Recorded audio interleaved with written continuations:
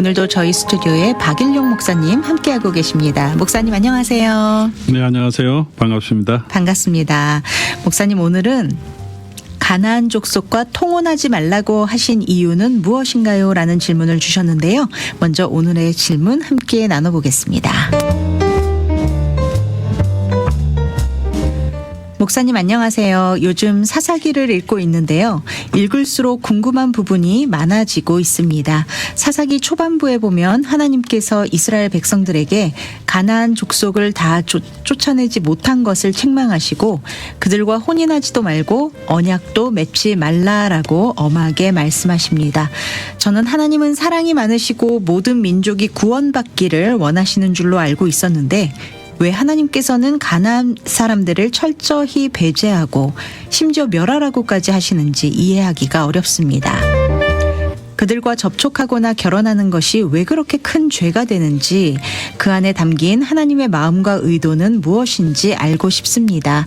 오늘날 우리가 이 말씀을 어떻게 적용하며 살아야 할지도 함께 말씀해 주시면 감사하겠습니다. 목사님 오늘은 이런 질문이 있습니다. 사사기의 내용에 대한 질문인데요. 여호수아서와 사사기서를 읽으면서 우리가 가지게 되는 가장 큰 의문이 바로 이 부분이 아닌가 싶습니다. 구체적인 질문으로 들어가기 전에 목사님 사사기는 어떤 책인지 잠시 소개해 주실까요? 예. 네. 네, 사사기는 뭐 잘 아시는 분은 또 잘 아시겠고요. 네.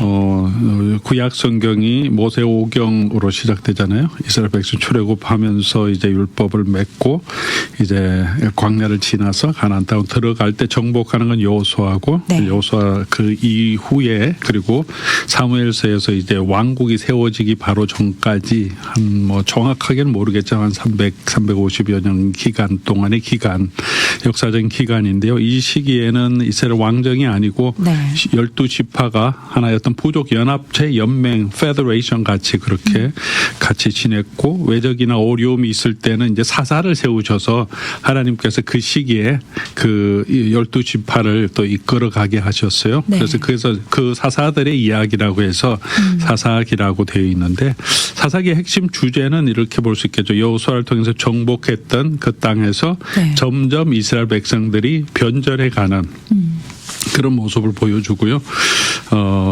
공존하다가 다 쫓아내지 못하고 사연에도 있지만 이스라엘 백성들이 가나안 땅에 들어가서 가나안 족속들을 다 쫓아내지 못하고 결국은 쫓아내다가 다 정복하지 못하고 같이 살았다. 네. 같이 살면서 이제 같이 결혼도 하게 되고 그러면서 이방 우상을 숭배하면서 하나님의 심판을 받는데 하나님께서 주변 나라들을 들어서 심판하시면 이스라엘 백성들이 이제 울부짖죠. 네. 하나님께. 그러면 하나님이 사사를 세우셔서 구원해 주셨다.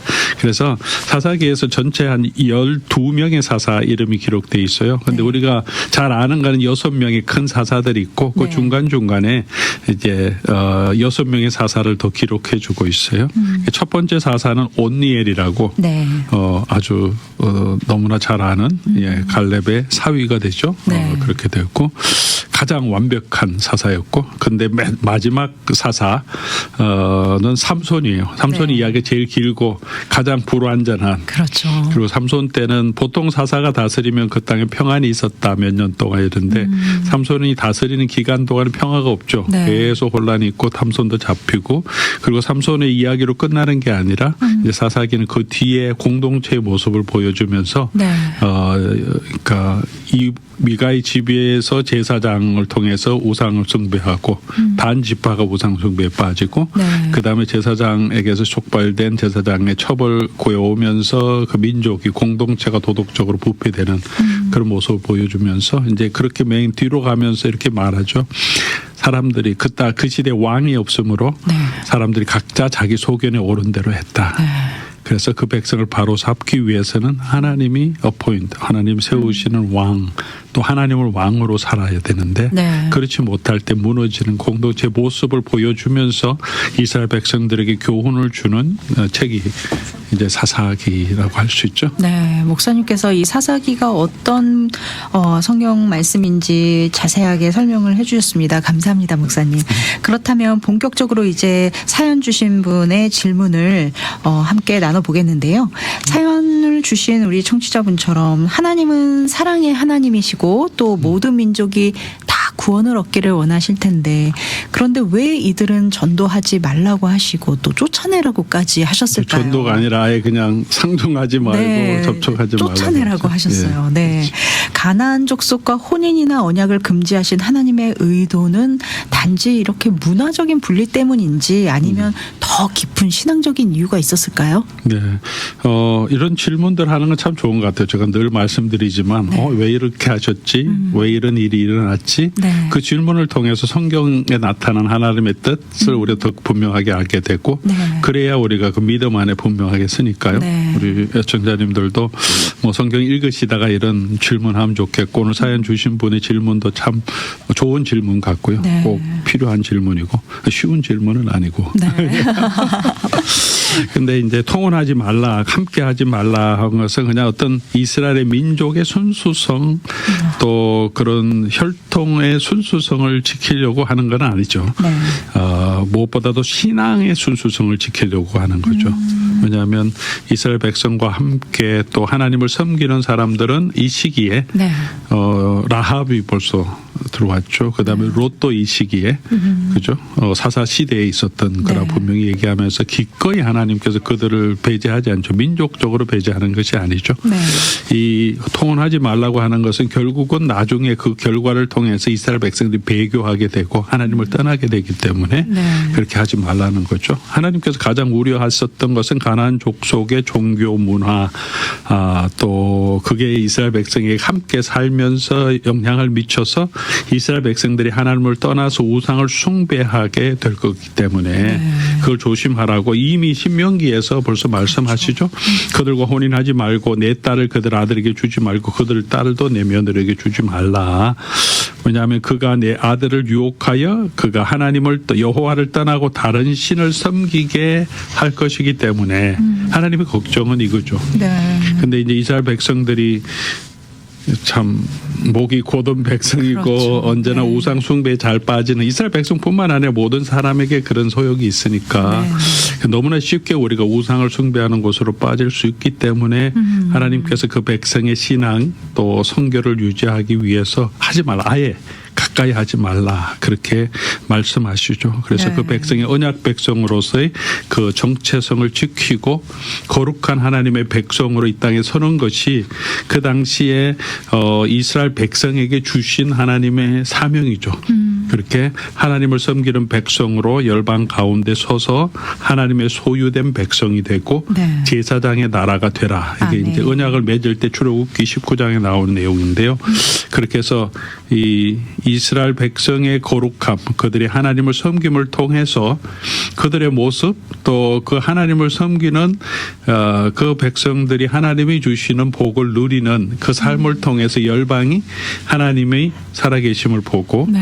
또 하나님께로 이렇게 나아올 수 있도록 그러니까 구약 시대는 그렇게 약간 원심력이라고 하죠. 네. 나가서 전하는 게 아니라 이스라엘 백성 거룩한 하나님의 공동체로 세워가시면서 주변에 있는 사람들이 와 이 하나님이 이런 하나님 우리의 신을 버리고 정말 하나님은 이런 분이구나. 네. 그 이스라엘의 하나님을 우리가 찾아야 되겠다. 그렇게 나오도록 하신 하나님의 구원의 계획을 가지고 계시고 그것을 이루려면 이 백성이 거룩하게 쓰는 게 너무나 중요한 사명인 거예요. 사실은 네. 이게 선교적인 사명인 거죠. 백성이 그러니까 민족적인 어떤 혈통의 순수성을 유지하는 것이 아니라 이 땅에 하나님의 백성으로 살아가는 모습들, 거룩한 모습을 보여주기 위해서는 네.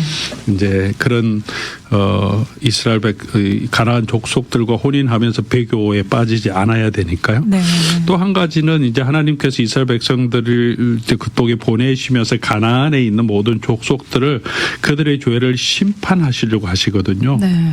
그러니까 그 땅을 그래서 새롭게 해서 그 땅을 이스라엘 백성이 주려고 하시는데 이스라엘 백성과 이 사람들이 같이 통용해서 통혼해서 같이 살게 되면 하나님 심판하실 대상인데 그것과 함께 살게 되면 네. 같은 심판을 받게 그렇죠. 되고 하나님의 심판 내리시는 게 힘들기 때문에 네. 창세기 15장 6절에 보면 가나안 족속이 아직 죄가 관영하지 않아서 이스라엘 백성이 그 땅에 살고 있지만 그 땅을 아직 주시지 않았어요. 네. 그래서 애굽에 가 있는 동안 400년, 430년 지난 다음에 이 땅이 죄가 관영해서 하나님이 심판하실 때 이스라엘 백성들을 가지고 하나님께서 이스라엘 백성이 약속의 땅도 주시지만 또 그 죄에 대한 하나님의 심판도 내리시는 거죠. 그래서 진멸하라고 하는 것도 하나님의 심판이죠. 그러니까 이스라엘 백성에 대적하는 어떤 민족에 대한 어떤 인종 청소가 아니라 죄에 대한 하나님의 심판이죠. 죄에 대한 심판은 꼭 이때만 나오는 거 아니잖아요. 노아 홍수 때도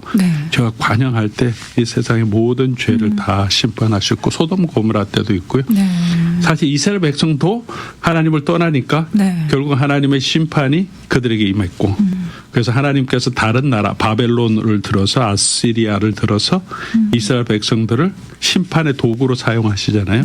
그런 의미에서 하나님께서 또 심판하시려고 한 심판의 대상이고 이스라엘 백성 하나님 심판의 도구로 사용하는데 그들과 함께 통혼할 때는 이 하나님께서 하시는 이 구원과 심판을 이루시는데 이게 맞지 않죠. 방해가 되죠. 그래서 하나님께서 같이 하지 말도록 그 심판의 대상, 죄의 대상이기 때문에 그래서 결국 다시 정리하면 가나안 족속과 통혼 금지하는 것은 뭐 배타적인 민족주의나 뭐 혈통주의가 아니고 영적으로 하나님의 공동체를 새롭게 하고 신실하게 지키고 하나님의 구원을 이루어 가시는 하나의 방법으로 하나님께서 함께 하지 말고 거룩함을 지키도록 하나님께서 주신 이스라엘 백성들을 위해서 그들을 보호하시기 위해서 주신 말씀이라고 보는 게 적절하죠. 아, 그렇군요.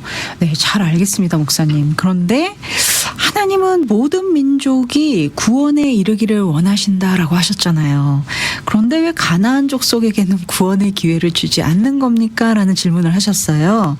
신약 성경에서는 모든 민족에게 가서 복음을 전하라라고 하셨는데 왜 구약 시대에는 단절하고 피하라고 하셨을까요? 라는 질문을 주셨습니다. 네. 조금 전에도 잠깐 설명을 드렸지만 이제 구약 시대와 신약 시대 이렇게 하나님의 구원을 이루어가는 것이 뭐 한 번에 다 이루시는 것이 아니라 하나님의 구원의 계시를 성경에서는 이제 역사적으로 창조 때부터 이게 차례차례 역사적으로 그리고 점진적으로 하나님 구원을 이루어 가시잖아요.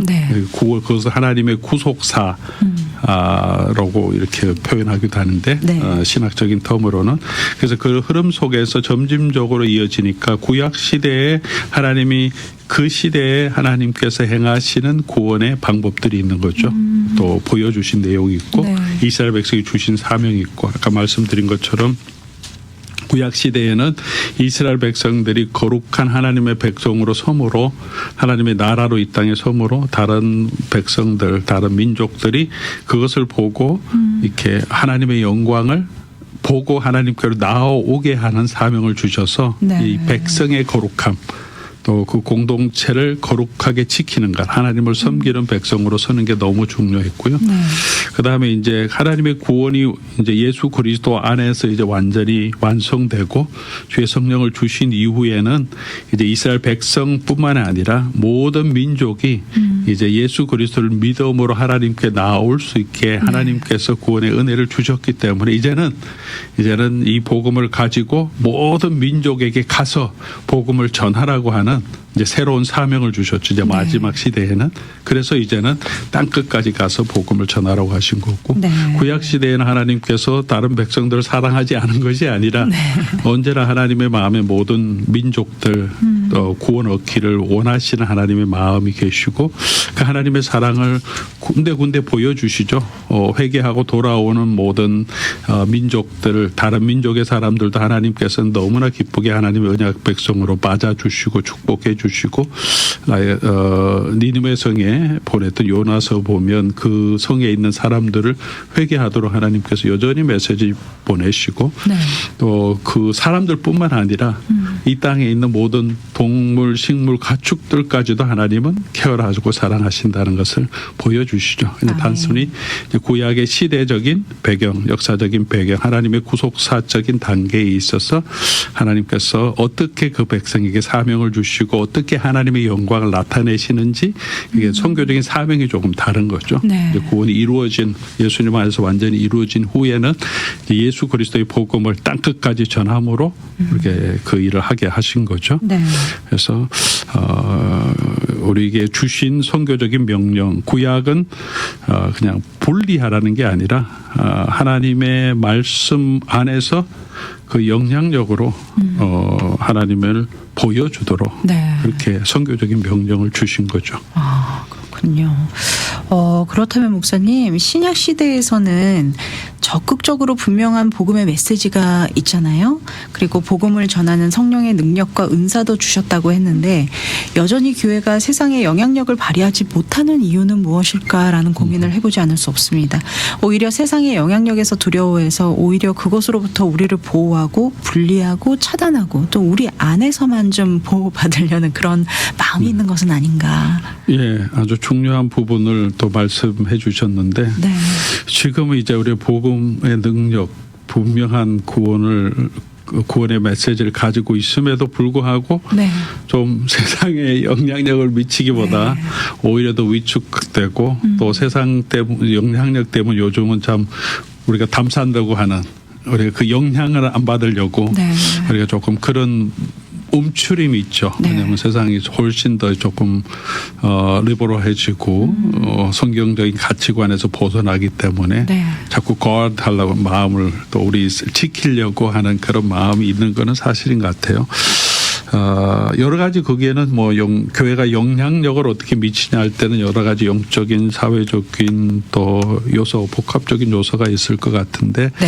아마 가장 중요한 것은 복음의 능력, 복음의 본질을 우리가 잘 이해하지 못하고 있기 때문이 아닌가 생각합니다. 네. 복음이 우리의 삶을 변화시키는 또 우리를 구원을 주시는 하나님의 능력이라고 사도 바울은 말하잖아요. 아멘. 파워인데 네. 그리고 그 파워는 그냥 한 영혼을 그냥 편안하게 해주고 뭐 천당 가게 해주는 개인적인 어떤 구원이 네. 아니라 이 땅을 다스리고 있는 모든 세력들, 그 정치적인 세력, 그 다음에 영적으로 지배하는 모든 땅에 있는 권세, 하늘에 있는 권세, 모든 권세 위에 예수님께서 그걸 다스리시는 왕으로 이 땅에 오셨고 아멘. 그 하나님의 나라가 임함으로 모든 원수들 또 그걸 멸하시고 하나님의 통치하시는 나라로 세워주시기 위해서 네. 예수님 오셨고 복음이라는 것은 그 하나님의 나라가 예수님을 통해서 우리에게 왔다는 것 네. 그리고 그 복음의 능력 하나님의 나라가 이제 그 축복이 우리에게 주어졌다는 것을 네. 우리가 이제 경험하는 거기 때문에 결국은 우리가 지금은 이 땅의 교회가 아직은 조금 핍박과 환란이 있지만 네. 반드시 우리 왕 되신 예수님께서 이미 하늘 위에서 다스리고 계시고 또 다시 오신다고 하셨기 때문에 그것을 믿는 것 또 그 능력이 나타나는 것이 복음이라고 했기 때문에 그 복음의 능력을 우리가 조금 더 정말 더 은혜를 알고 그 능력을 믿고 나아가면 반드시 네. 우리에게 하나님이 성령이 함께 하시는 능력이 나타날 것이라고 생각하고요. 아멘. 그래서 그런 의미에서 복음에 대한 바른 이해가 좀 필요한 것 같아요. 네. 그냥 개인적인 구원, 뭐 천국 간 티켓 정도가 아니라 이 세상 전체를 변혁시키고 우리를 죽음, 사망, 사탄에서 이기게 하시는 능력이다. 아멘. 이 복음이 있어야 정말 우리가 하나님의 구원 얻을 수 있다. 네. 또 그렇게 하시는 능력인 것을 우리가 점점 더 알아가는 게 필요한 것 같고 네.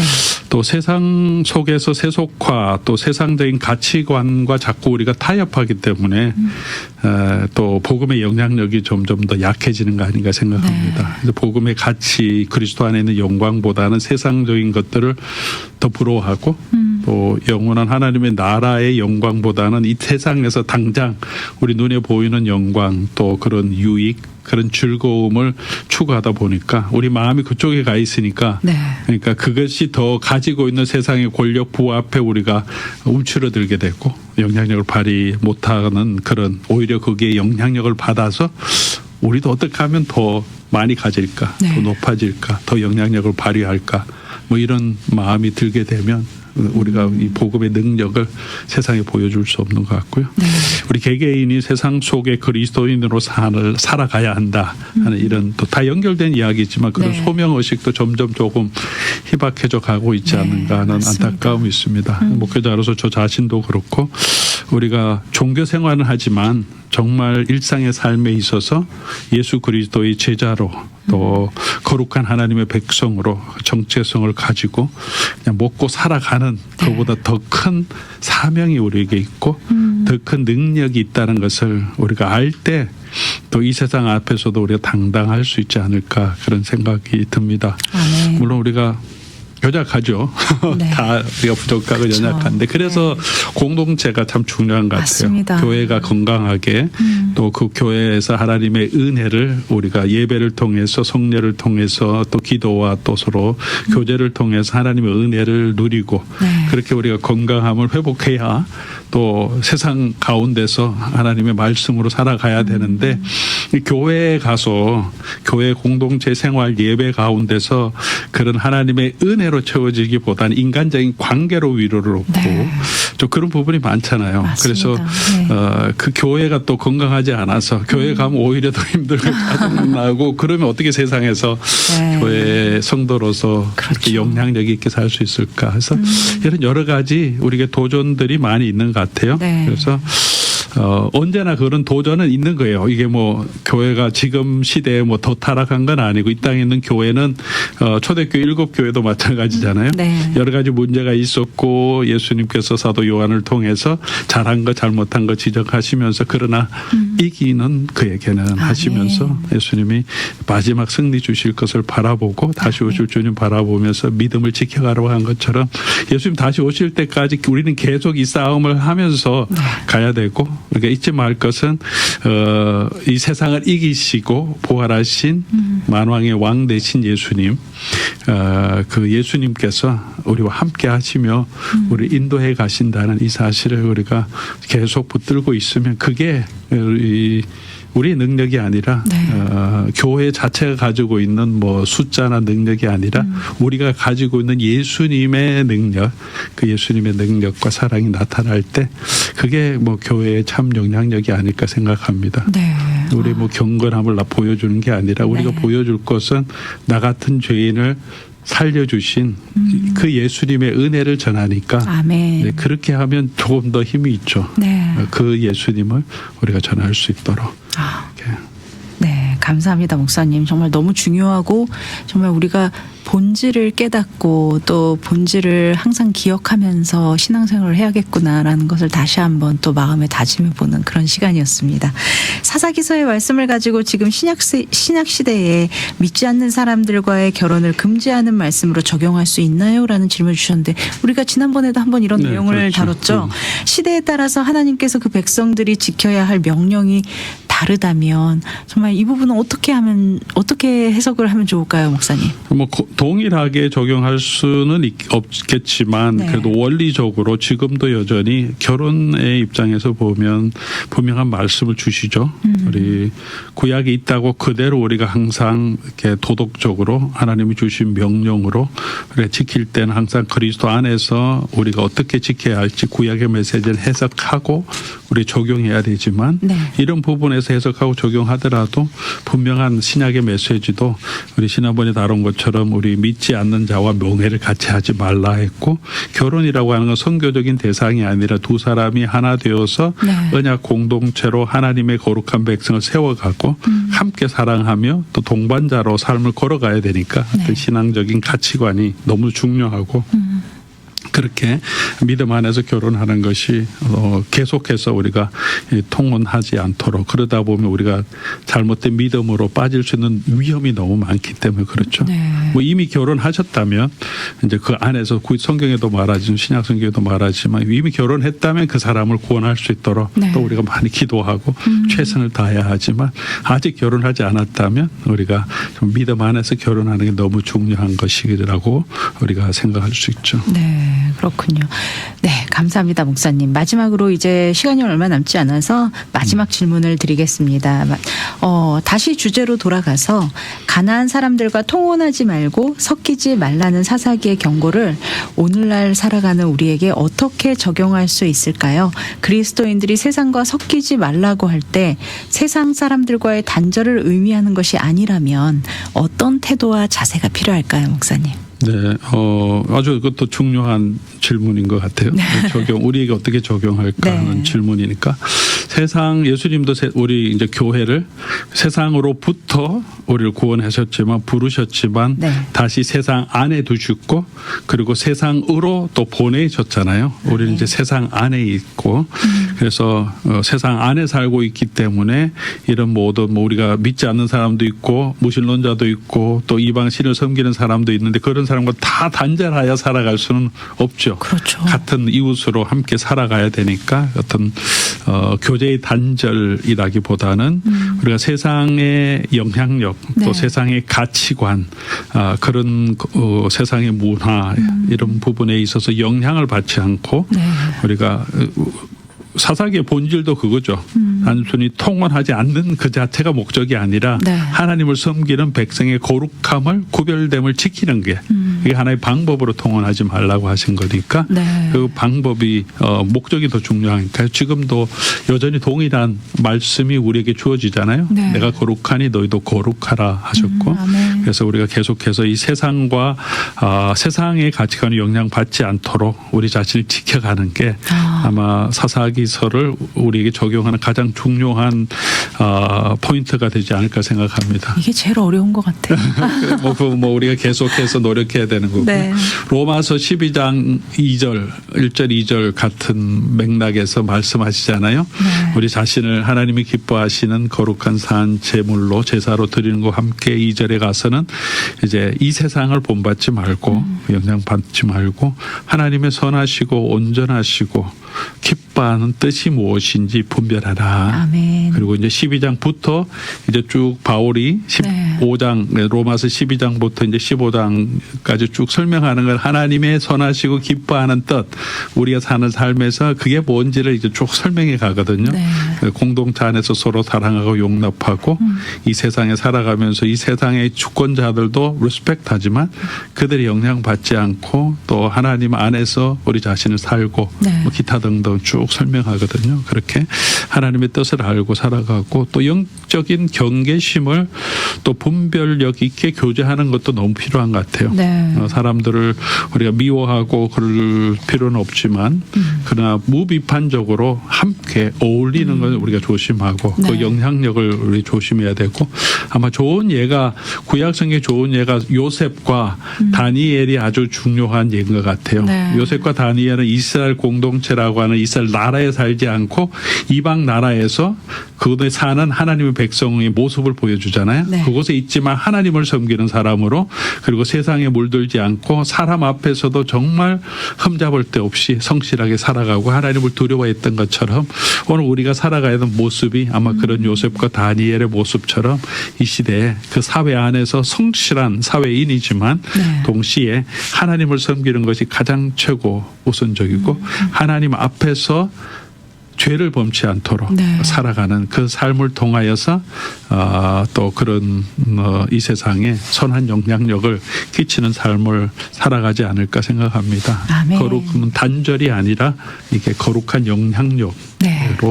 우리가 하나님 앞에 보여주는 삶이 아닐까 생각하면서 그렇게 함께 이렇게 또 믿음 안에 살아갈 수 있기를 바랍니다. 아멘. 감사합니다. 오늘도 귀한 말씀으로 건면해 주신 박일용 목사님 오늘도 함께 해주셔서 감사합니다. 네, 감사합니다.